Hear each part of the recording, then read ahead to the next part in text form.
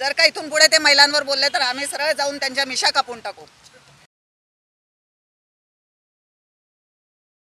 पुण्यात संत ज्ञानेश्वर माऊलींच्या पालखीचे आगमन झाल्यानंतर शिवप्रतिष्ठानचे सर्वेसर्वा संभाजी भिडे गुरुजी यांनी देखील माऊलीच्या पालखीचे दर्शन घेतले। आपल्या विधानांमुळे कायम चर्चेत असणारे संभाजी भिडे पुन्हा एकदा वादात सापडण्याची शक्यता आहे। वटसावित्रीच्या पूजेला महिलांनी कोणता पोशाख घालावा आणि कोणता घालू नये असे विधान समोर येताच राष्ट्रवादीच्या विद्या लोलगे यांनी भिडे यांच्या वक्तव्याचा समाचार घेत थेट भिडे यांची मिशी उखडून टाकण्याचा इशारा दिला आहे। महिलांवर आक्रमण करतायत, म्हणजे वादग्रस्त विधान करतायत महिलांच्या बाबतीमध्ये, पूजेच्या बाबतीमध्ये, वटसावित्रीची पूजाच करू नये असं म्हणतात। भिडे गुरुजींना तर मला एक सांगायचं है कि नारी को निंदो नहीं, नारी ही शुभ की खान है, नारी से ही पैदा हुए ब्रह्मा विष्णु हनुमान है। भिडे गुरुजींना मला एक सल्ला द्यावा वाटतोय आपल्या सगळ्या महिलांच्या वतीने की इथून पुढे त्यांनी महिला या विषयावर बोलू नये। कृपया त्यांनी स्वतःचं तोंड सांभाळावं, नाहीतर आम्ही महिला भिडे गुरुजींना महाराष्ट्रात फिरू देणार नाही। हे खूप व्हायला लागलेलं आहे। महिलांवर बोलायचा अधिकार काय आहे त्यांना?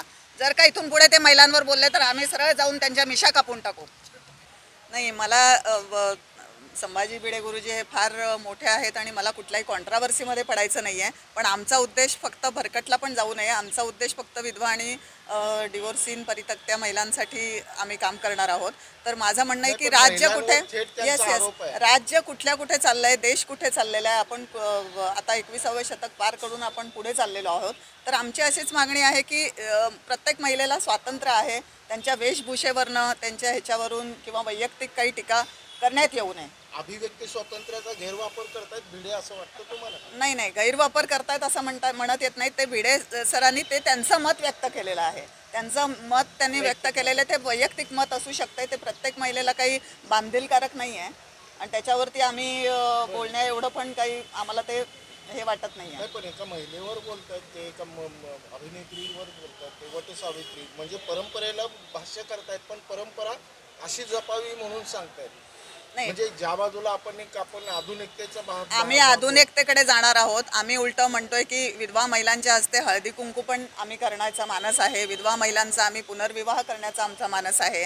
आम्ही ऑलरेडी वटसावित्रीच्या पौर्णिमेला विधवा महिलांचा स्पेशल आम्ही एक हे अरेंज करतो की विधवा महिलांच्या द्वारे आम्ही वटसावित्रीची पूजा ठेवलेली असते दरवेळेला, आणि मग आम्ही आधुनिकतेकडे चाललोय तर आम्ही अशा गोष्टींना फारसं महत्त्व देत नाही। काय सल्ला द्याल? आम्ही सल्ला असाच देऊ की महिलांच्या बाबतीत बोलू नये त्यांनी। इतर विषय भरपूर आहेत, कारण कुठेतरी भरकटला जातो विषय, प्रसिद्धी मिळवण्यासाठी काही लोक बोलतात।